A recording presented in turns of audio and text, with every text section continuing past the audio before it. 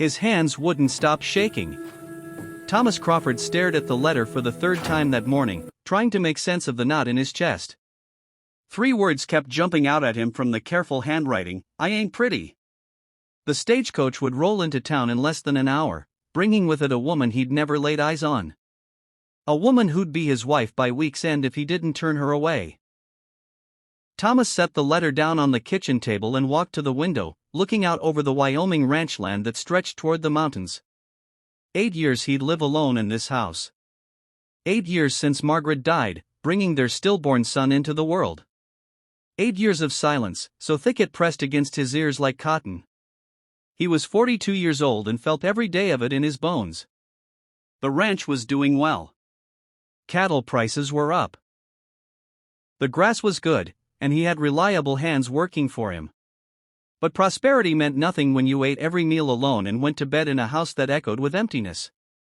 His sister Emily had been the one to finally break through his stubborn isolation.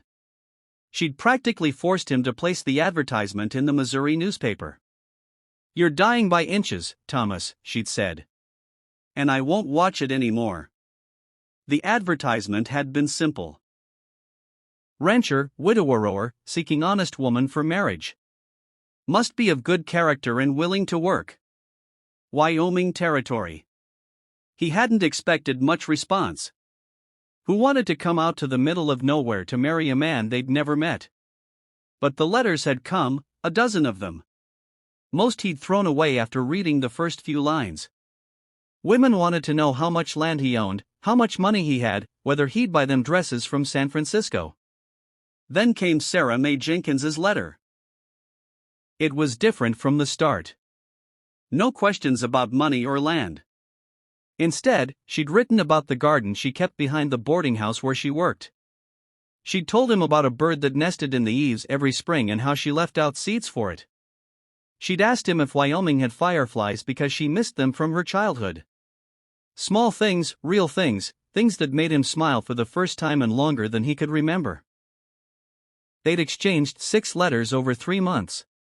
With each one, Thomas found himself checking the mail more eagerly. Sarah wrote like she talked, he imagined, direct and honest with a dry humor that caught him off guard. She'd asked him real questions. What did he regret most of his life? What made him laugh? If he could go back and change one thing, what would it be? And she'd answered the same questions about herself. She told him about losing her parents young, about working since she was 14, about the loneliness of watching other people's lives while feeling invisible in her own. Thomas had found himself being more honest in those letters than he'd been with anyone, even Margaret.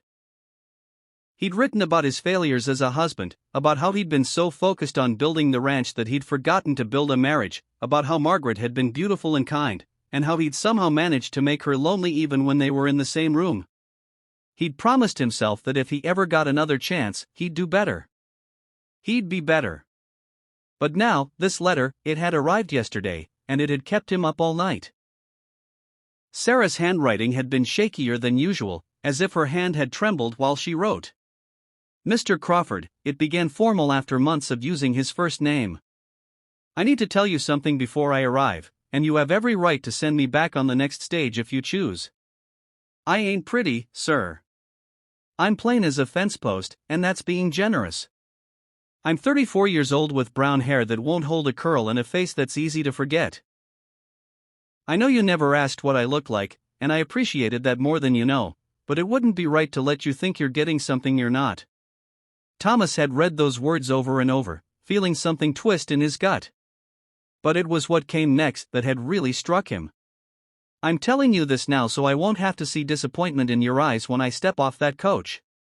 You seem like a good man, Mr. Crawford. And I'd rather remember you from your letters than see you try to hide what you're feeling. But I need you to know something else, too. I can cook, sir. I can cook better than anyone you've ever met. And I know what it means to be invisible. I know what it means to be the person nobody notices. Maybe that's what you need. Someone who won't expect much.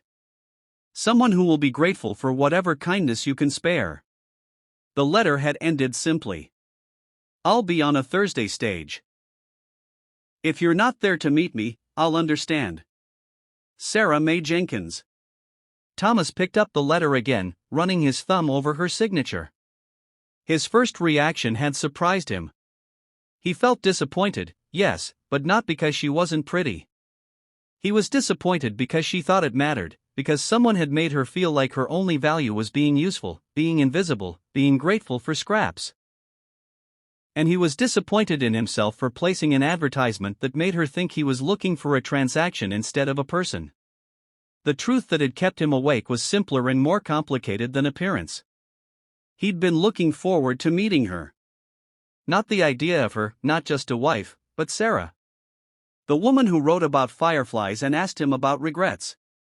The woman whose letters had made him feel less alone for the first time since Martyr died. And now she was coming here believing she had to apologize for her face. Thomas. Emily's voice came from the doorway. His sister had arrived early as she promised to help him meet his bride. She was 50 years old, sturdy and practical, with gray streaking through her brown hair. She'd been widowed herself 10 years back and had no patience for foolishness. You ready? I don't know what I am, Thomas admitted. He handed her the letter. Emily read it quickly, her lips pressing into a thin line. Lord have mercy, she said quietly. Someone hurt this girl bad. I know you thinking of turning her away. Thomas looked at his sister. Are you out of your mind? Why would I do that? Emily's expression softened. Good, because if you did, I'd have to knock sense into you. Come on. Stage will be here in 30 minutes. She paused at the door. Thomas, just so you know, Margaret was beautiful and you failed her anyway. So maybe try seeing if someone's heart is pretty instead of their face. The words stung because they were true. Thomas grabbed his hat and followed his sister out to the wagon. The ride into town took 20 minutes and he spent every one of them trying to figure out what he'd say. How did you tell someone that you weren't disappointed when they'd spent a lifetime learning to expect nothing else? The town of Clearwater wasn't much. A main street with a general store, a saloon, a church, and a handful of other buildings. The stagecoach stop was in front of the hotel, and there was already a small crowd gathering. News traveled fast in a small town, and everyone knew Thomas Crawford was collecting his mail-order bride today. The stage rolled in right on time, dust billowing up from the wheels. Thomas's heart was hammering so hard he could hear it in his ears. The driver climbed down and opened the door.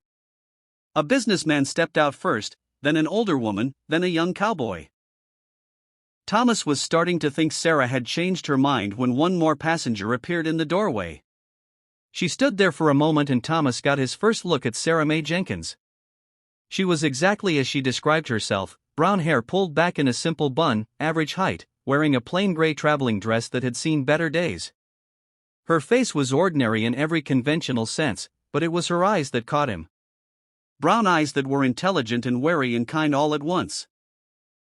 Eyes that had seen disappointment before and were bracing for it again.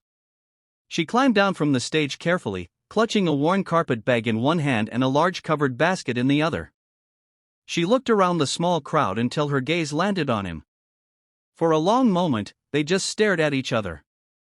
Thomas saw her shoulders straighten, saw her chin lift slightly, like she was preparing for battle. She walked toward him slowly, stopping a few feet away. You're Thomas Crawford. Her voice was quiet but steady. Yes, ma'am.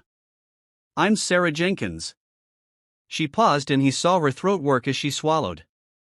The letter I sent, it wasn't to give you warning so you could refuse me. It was so I wouldn't have to see disappointment in your eyes when I got here. She met his gaze directly. Thank you for not showing it, even if you feel it. Thomas felt every eye in town on them. He knew this moment mattered. He knew that whatever he said next would set the tone for everything that came after. He thought about all the things he could say, all the polite reassurances. But Sarah had been honest with him. She deserved honesty back. Ma'am, he said clearly, I've been disappointed many times in my life.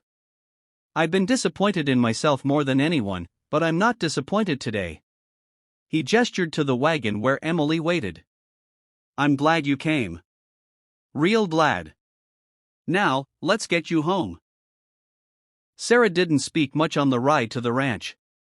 She sat beside Emily in the back of the wagon, her basket balanced carefully on her lap while Thomas drove. Emily tried to make conversation, asking about the journey and the weather back in Missouri, but Sarah's answers were brief and polite. Thomas understood. She was waiting for the other shoe to drop, waiting for him to change his mind. The ranch came into view as they crested the last hill. The house was a solid two-story structure with a wide porch, weathered but well-maintained. The barn and outbuildings were in good repair, and cattle dotted the pastures stretching toward the mountains. It was a good property, and Thomas had worked hard to build it, but he saw it now through Sarah's eyes, and wondered what she thought. "It's bigger than I expected," Sarah said quietly. It was the first thing she'd said without being asked. "Been here 15 years, Thomas replied. "Built most of it myself. With help from the hands." When they pulled up to the house, Jake, the ranch foreman, came out to help with the luggage. He was a grizzled man in his 50s who'd been with Thomas since the beginning. He tipped his hat to Sarah. "Ma'am, welcome." "Thank you," Sarah said. She clutched her basket tighter. Emily showed Sarah inside while Thomas and Jake brought in her single carpet bag. The house was cleaned but sparse. Thomas had never been one for decoration, and after Margaret died, he'd seen no point in it. The furniture was practical and sturdy. The rooms felt empty despite being lived in. Sarah stood in the main room, taking it all in.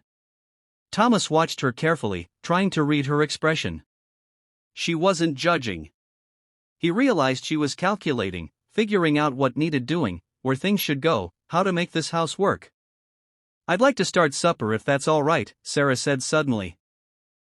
"It's been a long day and I imagine everyone's hungry." "You don't need to cook tonight," Emily said kindly.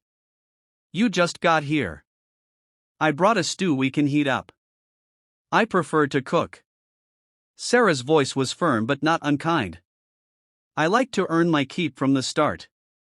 Thomas saw Emily open her mouth to argue then close it. He understood what Sarah was doing. She was establishing her value immediately, showing them why they should keep her. It made his chest ache. "The kitchen's through here," he said, leading the way. Sarah set her mysterious basket on the counter and looked around. The kitchen was functional but basic. A cast iron stove, a pump for water, shelves with minimal supplies. She opened the pantry,